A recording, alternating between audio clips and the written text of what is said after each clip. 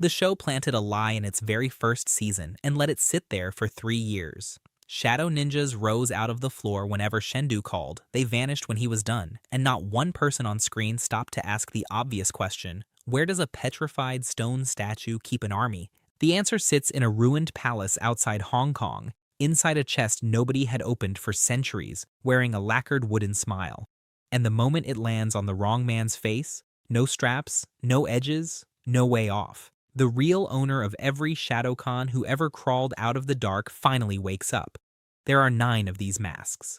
9 generals sealed inside them, 9 different tribes waiting under them, and a king with no body who has been patient for a very, very long time. Almost none of these masks ended up on the face they were meant for. One of them didn't end up on a face at all.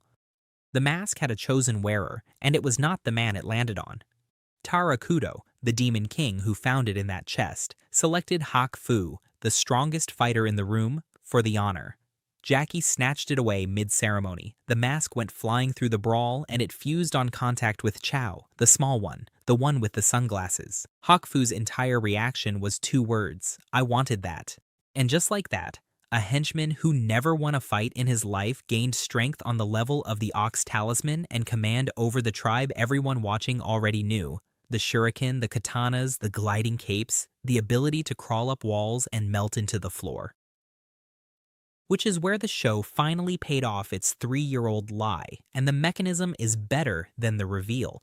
The Shadowkhan were never Chinese, and they were never Shendus.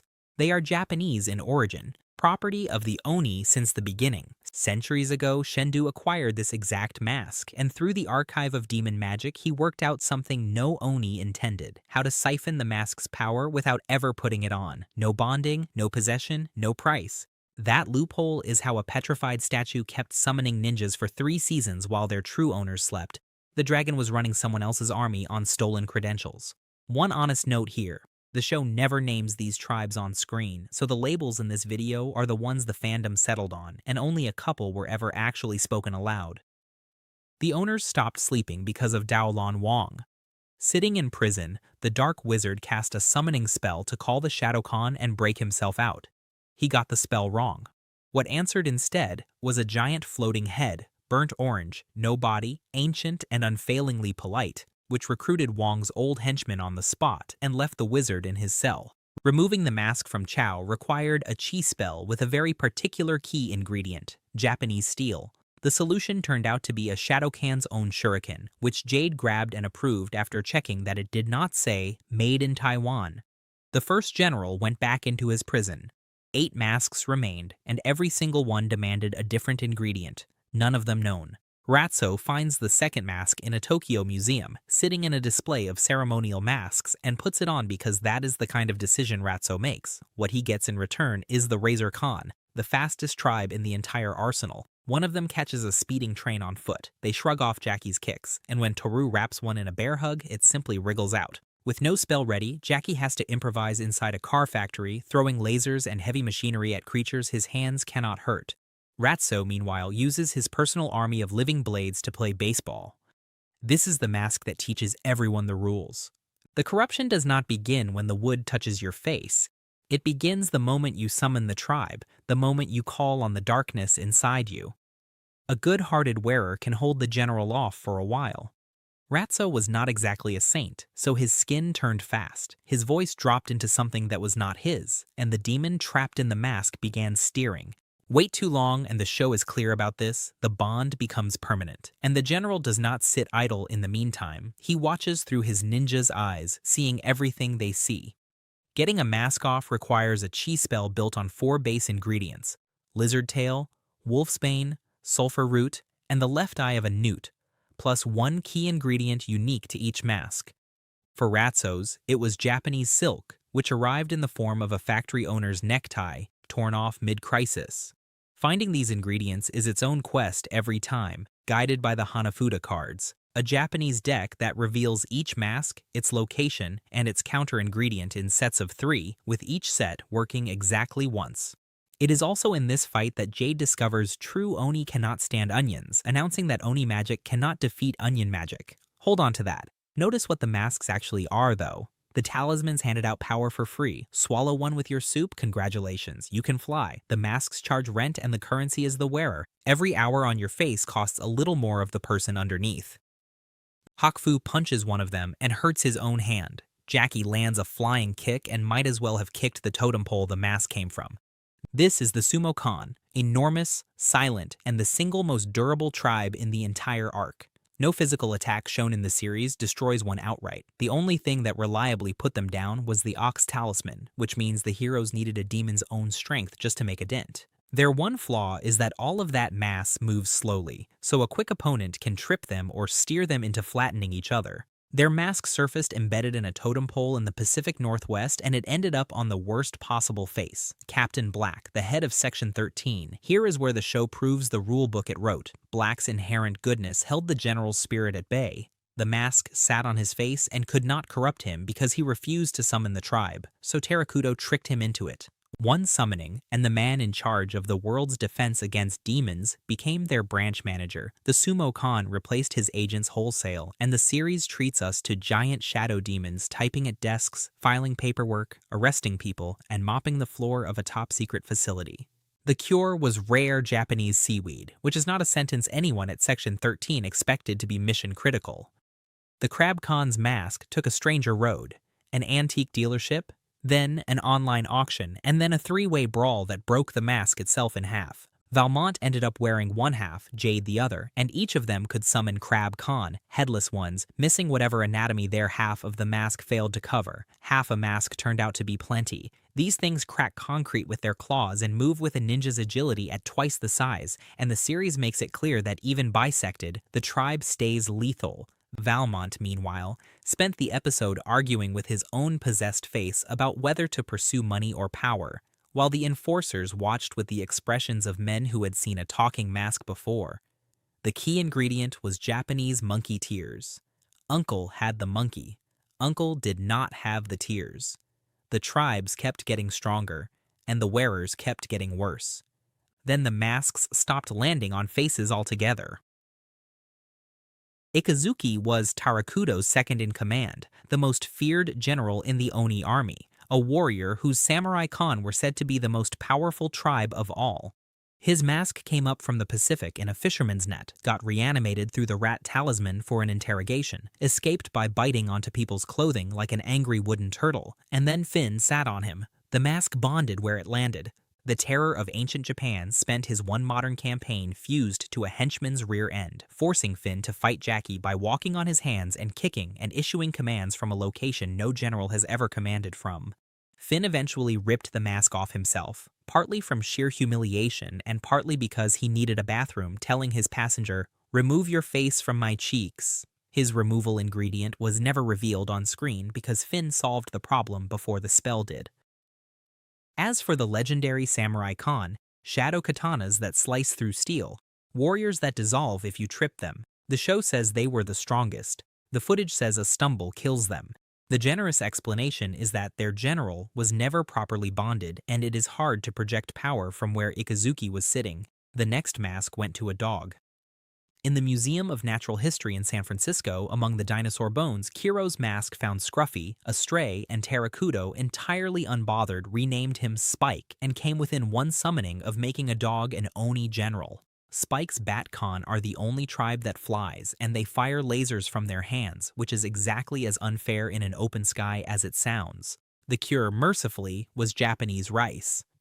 Paco took Orenji's mask on Halloween night, and the Squid Khan came with it. Elastic tentacles that restrain, merge, and phase through solid matter, at one point forming a living wrestling ring. Paco is one of only 2 wearers who transformed head to toe. The key ingredient was a Japanese octopus tentacle, which Toru accidentally handed to a trick-or-treater and had to buy back with candy. And Hak Fu, who wanted a mask since the first one skipped him, finally got Mosugurans, commanding the mini-Khan, ankle-height shadows that eat other shadows, leave their victims comatose, and grow to skyscraper size. In total darkness, where nothing casts a shadow, they starve. Uncle ended them with a chai-blasting blowfish. 8 masks down. Nobody had asked why the king seemed so relaxed about losing. It happened when Jade, trying to impress her classmates, copied a sigil off the cover of the Archive of Demon Magic and traced it onto her ankle as a fake tattoo. The sigil was a stylized face. It was Tarakudo's face, the sign of Tarakudo, the mark of the Shadowkhan, sitting on the cover of a demon textbook that had been in Uncle's shop the whole time. The tattoo was real magic from the moment the ink dried. Jade could summon the Ninja Khan with a thought, and at first she used them the way a 12-year-old would, as household servants, as breakfast staff, and once, memorably, to spank the enforcers. Then the mark did what every mark in this arc does. Her skin turned blue, her eyes went red, the pupils vanishing. Her voice distorted into something layered and wrong, and the girl underneath was replaced by a queen, black and purple dress, an appetite for conquest, and Section 13 converted into her personal palace. When Uncle finished the removal potion, Jade refused it. The corruption had gone that deep. It took Toru, disguised as one of her own Shadowkhan, to get close enough to splash a backup batch on her ankle, because Uncle always makes extra just in case.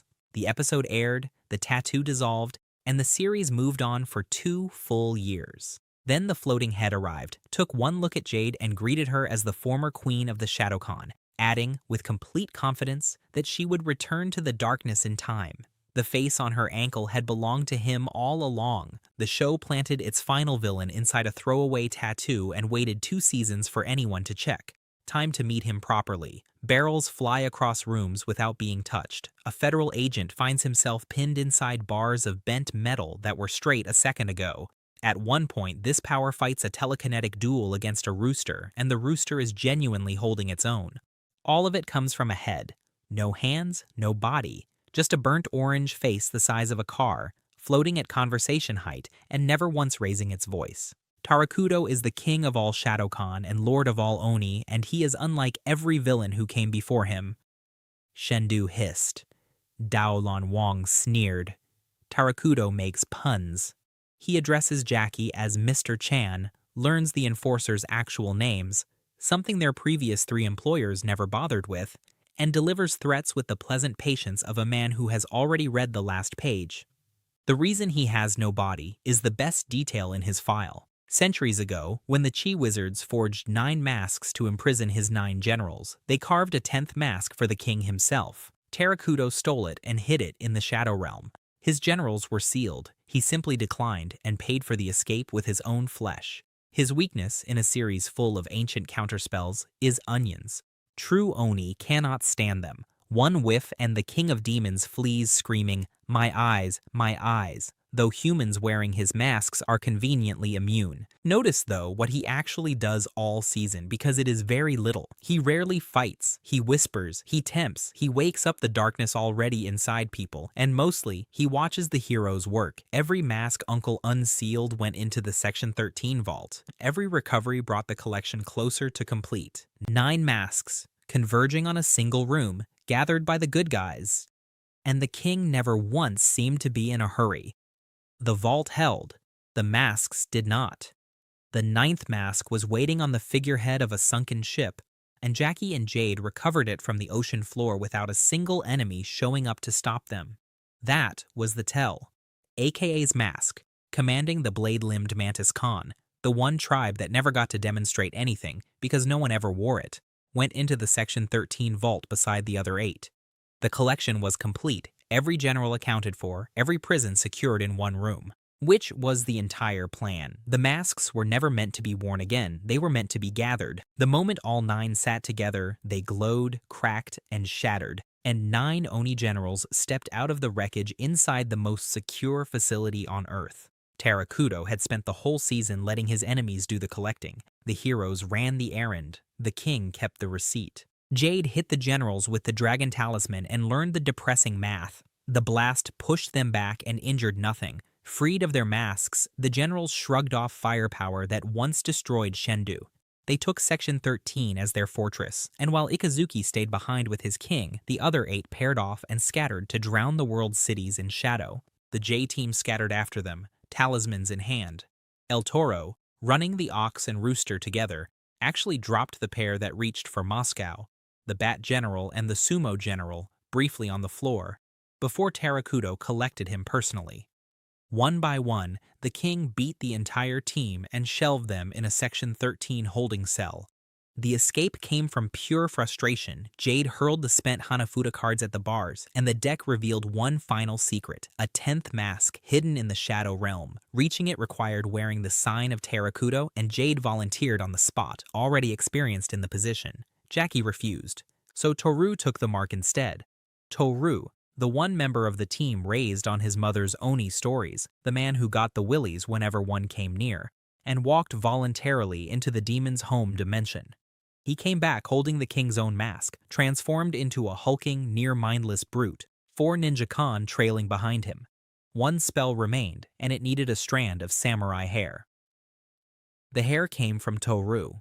As a presumed descendant of samurai, a single strand of it was the key ingredient Uncle needed for the binding spell, and the spell's effect was the strangest twist of the finale. It gave Tarakudo a body. The logic was brutal and simple. A floating head cannot wear a mask, so the heroes handed their enemy flesh, arms, and legs just to have something to seal. The trade nearly ruined them. In exchange for his telekinesis, the king received the strength of an ancient warrior, and even without his signature power, he beat Jackie, El Toro, and Viper in direct combat one after another. It took Jackie holding him in place for the plan's final step, and the final step belonged to Jade, who slapped the 10th mask onto the king's face herself.